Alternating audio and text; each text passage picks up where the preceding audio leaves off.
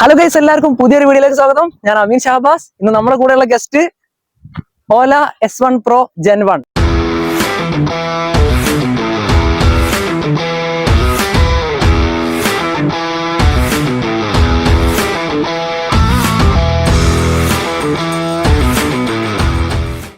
Guys, അപ്പം ഏകദേശം 34,000 കിലോമീറ്ററോളം കവർ ചെയ്തിട്ടുള്ള ഒരു വണ്ടിയാണ് കേട്ടോ. ഇതിപ്പം എന്റെ ഫ്രണ്ടിന്റെ വണ്ടിയാണ്. ആൾ ഏകദേശം 2 കൊല്ലമായി ഇപ്പം ഇത് യൂസ് ചെയ്യുന്നത്.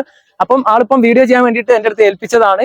അപ്പം ഈ ഒരു 2 കൊല്ലത്തെ ഒരു യൂസ് ചെയ്തതിന് ശേഷമുള്ള ഒരു എക്സ്പീരിയൻസ്, ഇതിന്റെ സർവീസിന്റെ ഭാഗം എങ്ങനെയാണ്, അല്ലെങ്കിൽ ഇതിൽ എന്തെങ്കിലും മെയിൻ്റനൻസ് അഡീഷണൽ ആയിട്ട് നമുക്ക് വരുന്നുണ്ടോ, അല്ലെങ്കിൽ എത്രത്തോളം ചെലവ് വരുന്നുണ്ട്, അങ്ങനത്തെ കാര്യങ്ങളൊക്കെ നമുക്ക് എന്തായാലും ഈ ഒരു വീഡിയോയിൽ പറയാം ഗൈസ്. അപ്പം ഇതൊരു കംപ്ലീറ്റ് റിവ്യൂ ആയിട്ടൊന്നും കാണണ്ട, നമുക്കൊരു എക്സ്പീരിയൻസ് ബേസ്ഡ് റിവ്യൂ ആയിട്ട് കണ്ടാൽ മതി. ജസ്റ്റ് നമുക്കൊരു വാക്ക് അറൗണ്ട് ചെയ്തതിന് ശേഷം കൂടുതൽ കാര്യങ്ങളിലേക്ക് പോവാം.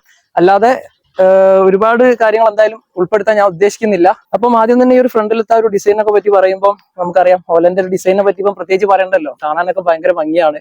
പ്രത്യേകിച്ച് ഒരു ഹെഡ്ലൈറ്റ്, ഒരു കുഞ്ഞൻ ഹെഡ്ലൈറ്റ് ആണ് വരുന്നത്. ഇതൊക്കെ കാണാൻ നല്ല ഭംഗിയുണ്ട്. ഒരു സ്മോക്ക് ചെയ്ത ടൈപ്പിലാണ് വന്നിട്ടുള്ളത്. ഓലന്റെ ഒരു ബാഡ്ജിങ് ഈ ഒരു ഭാഗത്തായിട്ട് കൊടുത്തിട്ടുണ്ട്. താഴോട്ട് വന്നു കഴിഞ്ഞാൽ നമ്പർ പ്ലേറ്റിന്റെ സെക്ഷൻ കാണാം. ഇവിടെയൊക്കെ ഒരു ക്യാരക്ടർ ലൈൻ പോലത്തെ സെറ്റപ്പും കാര്യങ്ങളൊക്കെ ഇങ്ങനെ കെർവായിട്ട് ഇങ്ങനെ പോണത് കാണുന്നുണ്ട്. അതൊക്കെ കുഴപ്പമില്ല. പിന്നെ ഇത് Gen 1 ആണിത്. അതായത് ഓല സ്കൂട്ടർ ഇറങ്ങിയ സമയത്ത്, ആ ഒരു ഫസ്റ്റ് സമയത്ത് തന്നെ നമ്മളെ കസ്റ്റമർ ഈ ഒരു വണ്ടി മേടിച്ചിട്ടുണ്ട്. അപ്പം ഇതിന്റെ ഒരു സസ്പെൻഷൻ ഒക്കെ മോണോഷോക്ക് സസ്പെൻഷൻ സെറ്റപ്പ് ആണ് റയറിലും അതേപോലെ തന്നെ ഈ ഒരു ഫ്രണ്ടിലും വന്നിട്ടുള്ളത്. ഈ ഒരു സസ്പെൻഷന്റെ ഭാഗത്ത് ഒരുപാട് ആൾക്കാർ നെഗറ്റീവ് പറഞ്ഞിട്ടുണ്ടായിരുന്നു. ഇത് ഒടിഞ്ഞു പോകുന്ന പ്രശ്നം, അങ്ങനത്തെ ഒരുപാട് കാര്യങ്ങൾ പറഞ്ഞിട്ടുണ്ടായിരുന്നു. നമ്മളെ വണ്ടിക്ക് അങ്ങനത്തെ പ്രശ്നങ്ങളൊന്നും ഇതുവരെ വന്നിട്ടൊന്നുമില്ല. പിന്നെ അങ്ങനത്തെ റഫ് യൂസ് ഒന്നുമില്ല. പിന്നെ ഈ ഒരു വീലിന്റെ ഭാഗത്തോടൊക്കെ നോക്കുമ്പോൾ ഒരു വെറൈറ്റി ഡിസൈൻ ആണ്. അതിന്റെ ഒക്കെ ഭാഗത്തോട് നോക്കുമ്പോൾ പിന്നെ ഇങ്ങോട്ടൊക്കെ വരുമ്പം ഇവിടുത്തെ ലൈനും കാര്യങ്ങളൊക്കെ ഇങ്ങനെ കാണാം. പിന്നെ വേറൊരു കാര്യം എടുത്തു പറയേണ്ടത്, അതായത് ഇതിപ്പം ഒരു Gen 1 ആണ് വണ്ടി. അപ്പം ഇതിൽ ഈ ഒരു സെൻട്രൽ സ്പൈൻ എന്ന് പറയുന്ന ഒരു സംഭവം ഇതിലൂടെ ഈ ഒരു ഫ്ലോർ ബോർഡിലൂടെ പോകുന്നത് കാണാൻ പറ്റും. അപ്പം ഈ ഒരു സംഭവം നമുക്ക് ഈ ഒരു ഭാഗത്തുള്ള സ്പേസ് ആക്സസ് ചെയ്യാൻ കുറച്ച് ബുദ്ധിമുട്ടാണ്. അപ്പൊ അത് നമുക്ക് ഈ ഒരു ഇതിന്റെ പുതിയ മോഡലിലേക്ക് വരുമ്പോൾ, അതായത് Gen 2 വരുമ്പോൾ ഇത് ഫ്ലാറ്റ് ആക്കിയിട്ടുണ്ട് ഈ ഒരു ഭാഗത്ത്. അതുപോലെ തന്നെ ഫ്രണ്ടിലത്തെ ആ ഒരു സസ്പെൻഷന്റെ ഭാഗത്തോട്ട് നോക്കുമ്പോൾ ഈ ഒരു വണ്ടിയിൽ മോണോഷോക്ക് ആണെങ്കിൽ Gen 2 അത് ടെലിസ്കോപ്പിക് ഡ്യുവൽ സസ്പെൻഷൻ ആക്കിയിട്ട് മാറ്റിയിട്ടുണ്ട്. അപ്പൊ നമ്മൾ ഈ ഒരു വണ്ടിന്റെ ഇഗ്നിഷൻ ഓൺ ആക്കിയിട്ടുണ്ട് കേട്ടോ. ഇഗ്നിഷൻ ഓൺ ആക്കി കഴിഞ്ഞാൽ നമുക്ക് ആ ഒരു സീറ്റിന്റെ അണ്ടർ സീറ്റ് സ്റ്റോറേജ് നമുക്ക് ഓപ്പൺ ചെയ്യാൻ പറ്റുള്ളൂ. അപ്പം ഈ ഒരു സെന്ററിലുള്ള ഈ ഒരു ഐക്കൺ ടച്ച് ചെയ്ത് കഴിഞ്ഞാൽ നമ്മളെ സീറ്റ് ഓപ്പൺ ആവും. അപ്പം ഓപ്പൺ ആയി കഴിഞ്ഞാൽ സീറ്റിന്റെ സ്പേസ് കാണിച്ചു തരാം. അപ്പൊ എനിക്ക് വളരെ അത്ഭുതമുള്ള ഒരു കാര്യം, ഇതിന്റെ ആ ഒരു സ്റ്റോറേജ് സ്പേസ് ആണ് സീറ്റിന്റെ അടിയിലുള്ള. അത്യാവശ്യത്തിന് ഭയങ്കര സ്റ്റോറേജ് സ്പേസ് വന്നിട്ടുണ്ട്. 34 ലിറ്റർ ആണ് ഇതിന്റെ ഒരു സ്റ്റോറേജ് സ്പേസ് വന്നിട്ടുള്ളത്. ഇപ്പൊ തന്നെ ഇതിൽ കുറച്ച് സാധനങ്ങളുണ്ട്. വേറെ കുറെ സാധനങ്ങൾ ഇതിലുണ്ടായിരുന്നു, അത് ഞാൻ പുറത്ത് മാറ്റി വെച്ചതാണ്. വീഡിയോയിൽ നിങ്ങൾക്ക് സ്പേസ് ഏകദേശം എത്ര ഉണ്ടെന്ന് കാണാൻ വേണ്ടിയിട്ട്. അപ്പം ഇതിന്റെ ആ ഒരു പുതിയ Gen 2 വേർഷനിലാണെങ്കിൽ കുറച്ചും കൂടെ ഇതിന്റെ ആ ഒരു സ്പേസ് കൂട്ടിയിട്ടുണ്ട്. 36 ലിറ്റർ ആക്കിയിട്ട് മാറ്റിയിട്ടുണ്ട്. അപ്പം ഇത്രയാണ് ഈ ഒരു സീറ്റിന്റെ ഭാഗത്തോട്ട് നോക്കുന്ന സമയത്ത് എനിക്ക് പറയാനുള്ളത്. എന്തായാലും ഇനി വണ്ടിന്റെ മുകളിൽ കയറി ഇരുന്നിട്ട് എന്തൊക്കെയാണ് ഡിസ്പ്ലേയിൽ ഉള്ളത് എന്നൊക്കെ നോക്കാം. അപ്പം ആദ്യം തന്നെ ഞാൻ ഈ ഒരു വണ്ടിന്റെ മുകളിൽ കയറിയിരിക്കുന്ന സമയത്ത് ഈ ഒരു ഡിസ്പ്ലേന്റെ ഭാഗത്തോട്ട് നോക്കുമ്പോൾ ലെഫ്റ്റ് സൈഡിലായിട്ട് നമുക്ക് മൊബൈൽ ഫോൺ പെയർ ചെയ്യാനുള്ള ഒരു ഓപ്ഷൻ കാണിക്കുന്നുണ്ട്. സെൻട്രലായിട്ട് P എന്നുള്ളൊരു ഇത് കാണാം. അതായത് വണ്ടി ഇപ്പം പാർക്കിംഗ് മോഡിലാണ് എന്നുള്ളതാണ്. ഇപ്പൊ സൈഡ് സ്റ്റാൻഡ് ഇട്ട് വെച്ചിട്ടുള്ള ആ ഒരു ഇതാണ് എന്നുള്ളതാണ് കാണിക്കുന്നത്. പിന്നെ അതിന്റെ റൈറ്റ് സൈഡിലായിട്ട് നമുക്ക് വണ്ടി ഓൾ ടൈം എത്ര ഓടിയിട്ടുണ്ട്, അതായത് ടോട്ടൽ ഓഡോമീറ്റർ കിലോമീറ്റർ എത്ര ആയിട്ടുണ്ട് എന്നുള്ളതാണ്. അത് 34,000 ആവാറായി. അതിന്റെ മുകളിൽ ദിസ് ട്രിപ്പ് എന്നുള്ള ഒരു ഓപ്ഷൻ കാണാം. അതായത് ഇപ്പം നമ്മൾ വണ്ടി സ്റ്റാർട്ട് ചെയ്ത് കഴിഞ്ഞാൽ ഈ ഒരു ട്രിപ്പിൽ എത്ര കിലോമീറ്റർ പോകുന്നുണ്ട് എന്നുള്ളതാണ് ആ ഒരു സംഭവം കാണിക്കുന്നത്. നിലവിൽ ഇപ്പം ഞാൻ വണ്ടി ഓൺ ആക്കിയിട്ടുണ്ട്, അതുകൊണ്ടാണ് ഇവിടെ സ്പീഡിന്റെ ഒരു ഇതായിട്ട് മാറിയിട്ടുള്ളത് ആ ഒരു P എന്നുള്ളത്. അപ്പം ഇനി ഇപ്പം പുതിയൊരു റൈഡ് സ്റ്റാർട്ട് ആയിട്ടുണ്ട് എന്നുള്ളതാണ്. അപ്പം അതിന്റെ കിലോമീറ്റർ കാര്യങ്ങളൊക്കെ ആ ഒരു മുകളിലായിട്ട് കാണിക്കും. പിന്നെ ജസ്റ്റ് ഒന്ന് സ്വൈപ്പ് ചെയ്ത് കഴിഞ്ഞാൽ മുകളിൽ നമുക്ക് മാപ്പിന്റെ ഓപ്ഷൻസും കാര്യങ്ങളൊക്കെ ഉണ്ട്. നമുക്കത് ചാർജിങ് സ്റ്റേഷൻസ് കാണിക്കും. അതേപോലെ തന്നെ മറ്റ് നമുക്ക് വേണ്ട സ്ഥലങ്ങൾ ഏതാ സെർച്ച് ചെയ്ത് കൊടുത്തു കഴിഞ്ഞാൽ അങ്ങോട്ട് നമുക്ക് മൂവ് ചെയ്യാനും പറ്റും. അപ്പം അത്യാവശ്യം കുഴപ്പമില്ലാത്തൊരു ഫീച്ചേഴ്സാണ് അതൊക്കെ. പിന്നെ റൈറ്റ് സൈഡിലായിട്ട് നമുക്ക് വൈഫൈ, ബ്ലൂടൂത്ത്, അതേപോലെ തന്നെ ഡാർക്ക് മോഡ്, ഡേ മോഡ്, ഇങ്ങനത്തെ ഒരുപാട് ഓപ്ഷൻസും കാര്യങ്ങളൊക്കെ കിട്ടുന്നുണ്ട്. അതുപോലെ തന്നെ ഇതിൽ വേറെ ഒരുപാട് സെറ്റിങ്സ് ഉണ്ട് കേട്ടോ. താഴത്തോട്ട് വന്നു കഴിഞ്ഞാൽ നമുക്ക് ബ്രൈറ്റ്നസ് അഡ്ജസ്റ്റ് ചെയ്യാനുള്ള ഓപ്ഷൻസും കാര്യങ്ങളൊക്കെ കാണാം. അതേപോലെ തന്നെ അതിൻ്റെ താഴത്തോട്ട് വന്നു കഴിഞ്ഞാൽ നമുക്ക് മോഡ്സ് ചേഞ്ച് ചെയ്യാനുള്ള ഒരു ഓപ്ഷൻ ഉണ്ട്. അതായത് ഈ ഒരു വണ്ടിയിൽ ഇപ്പം എൻ്റെ ഒരു ഏതറൊക്കെ വെച്ച് ഇത് കമ്പയർ ചെയ്യാന്നുണ്ടെങ്കിൽ ഏതറിന്റെ ഡിസ്പ്ലേയിൽ ഇല്ലാത്ത ഒരുപാട് സംഭവങ്ങൾ ഇതിൽ വന്നിട്ടുണ്ട്. പ്രത്യേകിച്ച് ഈ ഒരു മോഡ് ചേഞ്ച് ചെയ്യാം എന്നുള്ളതാണ്. അതായത് ഇപ്പൊ കാണുന്ന ഒരു തീമിന്റെ സെറ്റപ്പാണ്. അത് നമുക്ക് ഇഷ്ടമുള്ള ഒരു 4-5 തീംസും കാര്യങ്ങളൊക്കെ ഇതിൽ വന്നിട്ടുണ്ട്. അപ്പം ആ ഒരു തീംസ് ഞാൻ എന്തായാലും മുന്നിൽ കാണിച്ചു തരാം.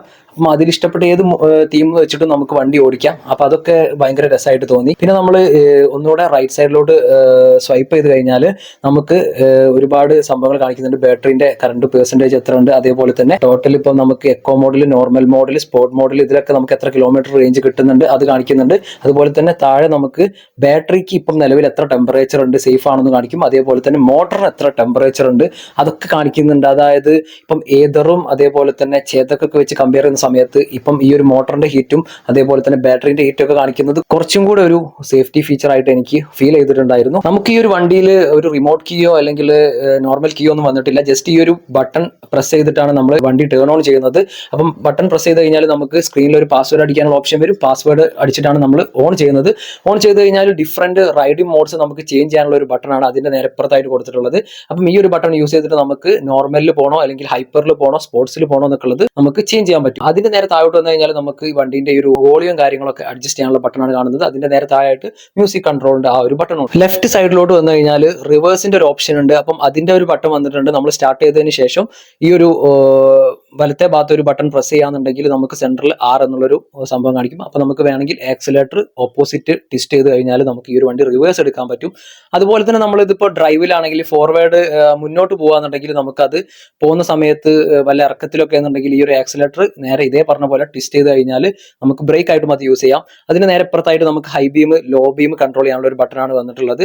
അതിന്റെ നേരെ താഴെയായിട്ട് ഇൻഡിക്കേറ്ററിന്റെയും അതേപോലെ തന്നെ ഹോണിന്റെയും ബട്ടണൊക്കെയാണ് നേരെ താഴെയായിട്ട് കൊടുത്തിട്ടുള്ളത്. അപ്പം ഇത്രയുമാണ് നമുക്ക് ഈ ഒരു ഇതിന്റെ കൺട്രോൾസിനൊക്കെ പറ്റി പറയാനുള്ളത്. ഇനി ഞാൻ ഇതിന്റെ തീം എങ്ങനെയാണ് ചേഞ്ച് ചെയ്യുന്നത് എന്നുള്ളത് കാണിച്ചു തരാം ഗൈസ്. അപ്പം ഈ ഒരു ഡയലിന്റെ ഭാഗത്തോട്ട് നോക്കുന്ന സമയത്ത് ഒരുപാട് ഫീച്ചേഴ്സ് ലോഡഡ് ആയിട്ടുള്ള ഒരു ഐറ്റം ആണെന്ന് പറയാൻ പറ്റും. അപ്പം അതിൽ മെയിൻ ആയിട്ട് എനിക്ക് ഇഷ്ടപ്പെട്ട ഒരു സംഭവമാണ് ഈ ഒരു തീംസ് ചേഞ്ച് ചെയ്യാന്നുള്ള ഒരു ഓപ്ഷൻ. അത് എന്റെ ഒരു ഏതറൊക്കെ വെച്ച് കമ്പയർ ചെയ്യുന്ന സമയത്ത് അത്തരത്തിലുള്ള ഒരു സെറ്റപ്പ് ഒന്നും അതിലില്ല. ജസ്റ്റ് ഒരു ഡാർക്ക് മോഡും ഒരു നോർമൽ ഡേ മോഡും അങ്ങനത്തെ ഒരു സെറ്റപ്പ് മാത്രമേ ഉള്ളൂ. അപ്പം ഈ ഒരു വണ്ടിയിൽ ഈ ഒരു തീംസ് എങ്ങനെ ചേഞ്ച് ചെയ്യാന്നുള്ളത് ഞാൻ ജസ്റ്റ് കാണിച്ചു തരാം. അപ്പം ഇതിപ്പോ നിൽക്കുന്നത് ഒരു ഹോമിലാണ്. അപ്പം ജസ്റ്റ് ഈ ഒരു റൈറ്റ് സൈഡിൽ നിന്ന് ഇങ്ങോട്ട് ലെഫ്റ്റിലോട്ട് ഒന്ന് സ്വൈപ്പ് ചെയ്ത് കഴിഞ്ഞാൽ ഈ ഒരു വൈഫൈ അതേപോലെ സെറ്റിംഗ്സ് ഇങ്ങനത്തെ ഓപ്ഷൻസ് കാണും. അതിൽ ഓൾ സെറ്റിംഗ്സിൽ പോയിട്ട് ജസ്റ്റ് മുകളിലോട്ട് സ്വൈപ്പ് ചെയ്ത് കഴിഞ്ഞാൽ ഒരുപാട് മോഡ്സ് ഉണ്ടായിരിക്കും. അപ്പൊ ഞാൻ ഇതിൽ നിലവിൽ ആ ഒരു തീം വെച്ചിരിക്കുന്നത് ഈ ഒരു കെയർ എന്നുള്ള ഓപ്ഷനാണ്. അപ്പൊ അത് നമ്മൾ ഇങ്ങനെ ടച്ച് ചെയ്ത് കഴിഞ്ഞാൽ നമുക്ക് ഒരുപാട് തീംസ് ഇതിൽ കാണാൻ പറ്റും. കണ്ടോ, ഒരുപാട് ഡിഫറെന്റ് ആയിട്ടുള്ള തീംസ് ഇതിൽ വരുന്നുണ്ട്. അപ്പം അതിൽ നമുക്ക് ഇഷ്ടമുള്ള, ഞാൻ നേരത്തെ ഇതാണ് വെച്ചത്, ഏകദേശം ഒരു 5-6 ഉണ്ട് തോന്നുന്നുണ്ട്. അപ്പം ഈ തീം നമുക്ക് ഇത് ചേഞ്ച് ചെയ്യാൻ പറ്റും. ബാക്കി കാര്യങ്ങൾ എന്തായാലും നമുക്ക് വണ്ടി ഓടിച്ചിട്ട് സംസാരിക്കാം. അപ്പം ഈ ഒരു വണ്ടി ഓടിക്കുന്ന സമയത്ത് ഇത് ഓടിക്കാൻ എങ്ങനെയുണ്ടെന്ന് ചോദിക്കാന്നുണ്ടെങ്കിൽ നല്ല കംഫർട്ടാണ്. ഇതിന്റെ ആ ഒരു സീറ്റിംഗ് പൊസിഷൻ ഒക്കെ ഇപ്പം റൈഡറിന്റെ ആയാലും പില്ലിയന്റെ ആയാലും അത്യാവശ്യത്തിന് കംഫർട്ടായിട്ട് നമുക്ക് യാത്ര ചെയ്യാനൊക്കെ പറ്റുന്നുണ്ട്. പിന്നെ ഇതിന്റെ ആ ഒരു സസ്പെൻഷന്റെ ഭാഗത്തു നിന്നുള്ള റെസ്പോൺസ് ചോദിക്കാന്നുണ്ടെങ്കിൽ സസ്പെൻഷൻ ഹാർഡ് ആണെന്ന് ചോദിച്ചു കഴിഞ്ഞാൽ ഹാർഡ് അല്ല, എന്നാൽ സോഫ്റ്റ് ആണെന്ന് വെച്ച് കഴിഞ്ഞാൽ സോഫ്റ്റ് അല്ല. രണ്ടിന്റെയും ഇടയ്ക്കുള്ള രീതിയിലാണ് ഇതിന്റെ ആ ഒരു സസ്പെൻഷൻ വന്നിട്ടുള്ളത്.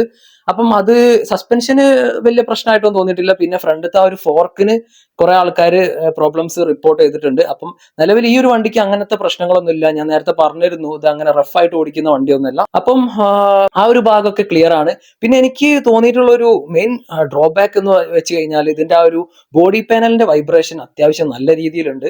കടന്ന് പറഞ്ഞിട്ടുള്ള ഒരു സൗണ്ടുകളൊക്കെയാണ് ഇതിന്റെ ആ ഒരു ബോഡി പാനലിന്റെ ഭാഗത്ത് നിന്ന് വരുന്നത്. പ്രത്യേകിച്ച് ഈ ഒരു ഹാൻഡിൽ ബാറിന്റെ ഈ ഒരു ഭാഗത്ത് നിന്ന്, ഈ ഒരു ഡാഷിന്റെ ഭാഗത്ത് നിന്ന് നല്ല രീതിയിൽ ആ ഒരു സൗണ്ട് വരുന്നുണ്ട്. അപ്പം അതൊക്കെ റിപ്പയർ ചെയ്യാൻ ഒരുപാട് പ്രാവശ്യം അവർ സർവീസ് ചെയ്യാൻ ഷോറൂമിലൊക്കെ കൊടുത്തിട്ടുണ്ട്. പക്ഷെ അവിടെ ഒരുപാട് ദിവസം പെൻഡിങ് ആയി കിടക്കുന്ന രീതിയിലാണ് പലപ്പോഴും ഉണ്ടാവാറ് എന്നാണ് അവർ പറഞ്ഞിട്ടുള്ളത്.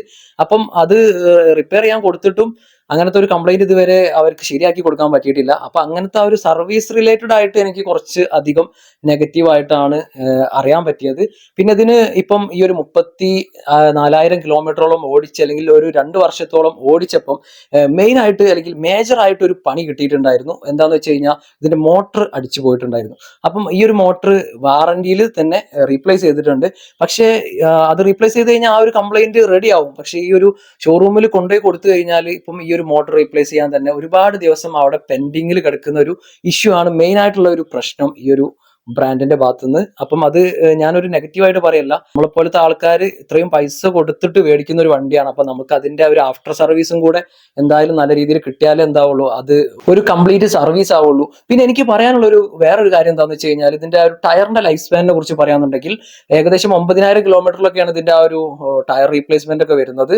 പിന്നെ ഫ്രണ്ടിലത്തെ ടയറിന് ഒരു പ്രോബ്ലം വരുന്നുണ്ട്. അപ്പം അതും ശരിയാക്കാൻ കൊടുത്തിട്ട് അവര് നന്നാക്കി കൊടുത്തിട്ടില്ല ആൾക്ക്. അപ്പം എന്താണ് പ്രശ്നം എന്ന് വെച്ച് കഴിഞ്ഞാൽ വണ്ടി പുതിയ ടയർ ഇട്ടിട്ടുണ്ട് ഇപ്പൊ നിലവിൽ ഫ്രണ്ടിൽ. അപ്പം ആദ്യത്തെ ടയറൊക്കെ ഒരു സൈഡ് മാത്രം തേഞ്ഞു പോകുന്ന ഒരു സിറ്റുവേഷൻസ് ആണ് പലപ്പോഴും ഉണ്ടായിട്ടുള്ളത്. അപ്പം അത് ഇതിന്റെ ആ ഒരു ഫ്രണ്ടിലത്തെ സസ്പെൻഷന്റെ എന്തെങ്കിലും പ്രോബ്ലം ആണോ എന്നുള്ളത് അറിയില്ല. അപ്പം അതൊക്കെ ശരിയാക്കാൻ കൊടുത്തിട്ട് ഇതുവരെ അതൊന്നും സോൾവ് ചെയ്ത് കൊടുത്തിട്ടില്ല എന്നുള്ളതാണ് ആള് പറഞ്ഞിട്ടുള്ളത്. പിന്നെ എനിക്ക് പറയാനുള്ള ഒരു കാര്യം എന്താണെന്ന് വെച്ച് കഴിഞ്ഞാൽ, ഇപ്പം ആൾ ഈ ഒരു വണ്ടിക്ക് എക്സ്റ്റൻഡ് വാറണ്ടി ഏകദേശം 9,000 രൂപ കൊടുത്തിട്ട് എടുത്തിട്ടുണ്ട്. അപ്പം ഈ ഒരു ഓലൊക്കെ മേടിക്കാൻ പ്ലാൻ ഉണ്ടെന്നുണ്ടെങ്കിൽ ആ ഒരു എക്സ്റ്റൻഡ് വാറണ്ടിയും കൂടെ എടുത്താൽ കുറച്ചും കൂടെ ഒരു ബെറ്റർ ആയിരിക്കും എന്നാണ് എന്റെ ഒരു അഭിപ്രായം. പിന്നെ ഈ ഒരു വണ്ടിയിൽ ഒരുപാട് പ്രോബ്ലംസ് എന്തായാലും ഉണ്ട്. അപ്പം ഇതിന് പകരം പുതിയൊരു ജെൻ 2 ഒരുപാട് അപ്ഡേഷൻസ് എന്തായാലും കമ്പനി കൊണ്ടുവന്നിട്ടുണ്ട്. പക്ഷേ സർവീസ് സെന്ററിൽ പല അപ്ഡേഷൻസും കൊണ്ടുവന്നിട്ടുണ്ടോ എന്നുള്ളത് സംശയമാണ്. അപ്പം ഈ ഒരു സർവീസ് ഈ ഒരു ഓല എന്ന് പറയുന്ന ബ്രാൻഡ് കുറച്ചും കൂടെ ഒന്ന് അപ്ഡേറ്റ് ചെയ്ത് കഴിഞ്ഞാൽ കുറച്ചും കൂടെ ഒരു നല്ലതായിരിക്കും. പിന്നെ എനിക്ക് പറയാനുള്ള ഒരു കാര്യം എന്താണെന്ന് വെച്ച് കഴിഞ്ഞാൽ, ഈ ഒരു വണ്ടീന്റെ ഒരു ബ്ലൂടൂത്ത് കണക്ഷൻ അല്ലെങ്കിൽ ഫോണായിട്ട് കണക്ട് ചെയ്ത് കഴിഞ്ഞാൽ എന്തൊക്കെ ഫീച്ചേഴ്സ് ഉണ്ട് എന്നുള്ളത് ഞാൻ ജസ്റ്റ് ഒന്ന് പറഞ്ഞുതരാം. അപ്പം ഫോണായിട്ട് നമ്മളിത് മെയിനായിട്ട് ഇപ്പം ഈ ഒരു വണ്ടി ആരുടെ പേരിലാണോ രജിസ്റ്റർ ചെയ്യുന്നത് അദ്ദേഹത്തിന്റെ നമ്പറിൽ ഒരു മെയിൻ അക്കൗണ്ട് ഫോണിൽ ഉണ്ടായിരിക്കും. അപ്പം ആൾക്ക് ഇപ്പം ഈ ഒരു വണ്ടി വേറെ ആർക്കെങ്കിലും കൊടുത്തു വിടുന്ന സമയത്ത് ഏത് ലൊക്കേഷനിൽ വെച്ചിട്ട് വേണമെങ്കിലും അയാൾക്ക് ആ ഒരു ഫോണിൽ വണ്ടി സ്റ്റോപ്പ് ചെയ്യണം എന്നുള്ള ഓപ്ഷൻ കൊടുത്തു കഴിഞ്ഞാൽ വണ്ടി സ്റ്റോപ്പ് ചെയ്യാൻ പറ്റും. പിന്നെ അവിടുന്ന് ആ വണ്ടി കൊടുത്തു വിട്ട, അല്ലെങ്കിൽ ഇപ്പം ഞാനിപ്പം ഈ ഒരു ഓണർ അടുത്ത് ഈ ഒരു വണ്ടി എടുത്തിട്ട് ഓടിക്കുകയാണ്. അപ്പം ഞാൻ വേറൊരു ലൊക്കേഷനിൽ എത്തി. അപ്പം അവിടുന്ന് ഇനി വേറെ എങ്ങോട്ടും പോകണ്ട എന്നുള്ളത് വണ്ടീന്റെ ഓണർക്ക് തീരുമാനിക്കാം. അപ്പം ആ ഒരു ഫോണിൽ ആ ഒരു ഓപ്ഷൻസും കാര്യങ്ങളൊക്കെ വന്നിട്ടുണ്ട്. അപ്പം അതൊക്കെ കുറച്ചും കൂടെ ഒരു വണ്ടീന്റെ ഒരു സെക്യൂരിറ്റിന്റെ ഭാഗമായിട്ട് നമുക്ക് കണക്കാക്കാൻ പറ്റും. അപ്പം അത്തരത്തിലുള്ള ഒരുപാട് ടെക്നോളജി അല്ലെങ്കിൽ മോഡേൺ ഫീച്ചേഴ്സ് ഒക്കെ കൊണ്ടുവന്നിട്ടുള്ള ഒരു വണ്ടിയാണ് ഈ ഒരു ഓല എന്ന് പറയുന്നത്.